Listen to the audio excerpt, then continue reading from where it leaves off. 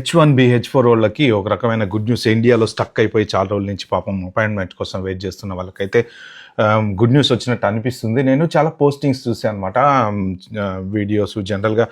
అంటే ఒకళ్ళతో ఒకళ్ళు టచ్లో ఉంటుంటారు కదా, అలా కొంతమంది ఎవరో అప్డేట్ చేశారు స్లాట్స్ ఓపెన్ అయినాయి అని చెప్పేసి. అంటే అఫీషియల్గా ఎక్కడ యునైటెడ్ స్టేట్స్ గవర్నమెంట్ అయితే స్లాట్స్ ఓపెన్ అయినాయి అని అయితే చెప్పలేదు. బట్ నేను చాట్‌జీపీటీతో కూడా ఒకసారి చెక్ చేసుకున్నా. ఒకసారి సోషల్ మీడియా మొత్తం అక్రాస్ చెక్ చేసి చెప్పు నిజంగా ఓపెన్ అయినాయి అంటే అది కూడా చెప్పింది ఎస్, కొన్ని స్లాట్స్ అయితే ఓపెన్ అవుతున్నాయని. ఇదైతే ఖచ్చితంగా గుడ్ న్యూసే. ఎవరైనా అపాయింట్మెంట్ల కోసం అంటే ఫ్యామిలీలు ఇక్కడ ఉండి పాపం మీరు అక్కడ ఉండిపోయి ఇది వైఫ్ అండ్ హస్బెండ్ అలా పిల్లలతో ఇబ్బంది పడే వాళ్ళు ఎవరైనా ఉంటే H1, H4 స్లాట్స్ ఓపెన్ అయినాయి అట. సో మీరు చూసుకోండి. అయితే ఒకటి ఏంటంటే నా చిన్న రిక్వెస్ట్, అంటే నేను ఎవరిని రిక్వెస్ట్ చేయడానికి కానీ, బట్ మీకు ఎమర్జెన్సీ ఎవరెవరికి ఉందో వాళ్ళు ఫస్ట్ బుక్ చేసుకోవడం బెటరు.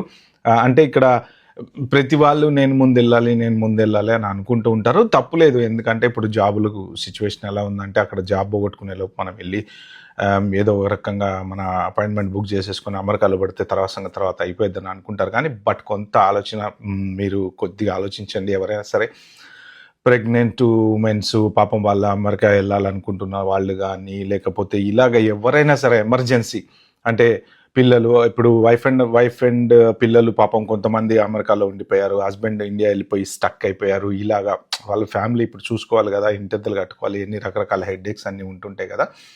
సో ఇలాంటి వాళ్ళకి ప్రియారిటీ అనేది వస్తే బెటరు. పొలం అంటూ అందరూ అప్లై చేసుకోవటం మొదలు పెట్టేస్తారు. కానీ బట్ మీకు జెన్యున్గా అవసరం లేదు అంటే ఇప్పుడు కొంతమంది జనరల్గా H1 వచ్చి స్టాంపింగ్కి వెళ్దాం అనుకునే వాళ్ళు ఉంటారు చూసారా, వెళ్ళి జాబ్ ఎత్తుక్కుందాం అని అనుకునే వాళ్ళు, మీలాంటి వాళ్ళు వెయిట్ చేయటం బెటర్ అనమాట. ఆల్రెడీ ఇండియాకి ఏదో ఒకప్పుడు మొన్న ఒక NRI women stuck in India అనేది చూసాం కదా. సో అలాగా ఆమె పాపం ఇప్పుడు అట్లాంటి వాళ్ళకి ఖచ్చితంగా హెల్ప్ అవుతుంది. తను వచ్చిన పని ఏంటో చూసుకుని మదర్కి హెల్ప్ చేసిన తర్వాత మళ్ళీ వెళ్ళాలి, అక్కడ లోన్లు కట్టుకోవాలి, కార్ లోన్లు కట్టుకోవాలి, చాలా హెడ్ఏక్స్ ఉంటాయి, జాబ్ పోగొట్టుకోకూడదు.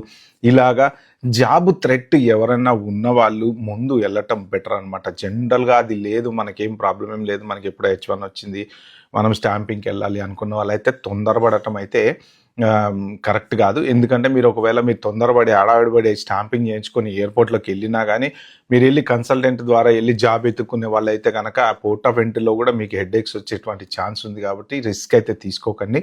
ఫస్ట్ ఆఫ్ ఆల్ ఎవరికి జెన్యూన్ నీడ్ ఉందో వాళ్ళని వెళ్ళనిస్తే అయితే బెటరు. అయితే నాకు అర్థమైంది ఏంటంటే వాళ్ళు స్లాట్స్ స్లోగా ఫేజ్ బై ఫేజ్ ఓపెన్ చేస్తున్నారు. అంటే వాళ్ళు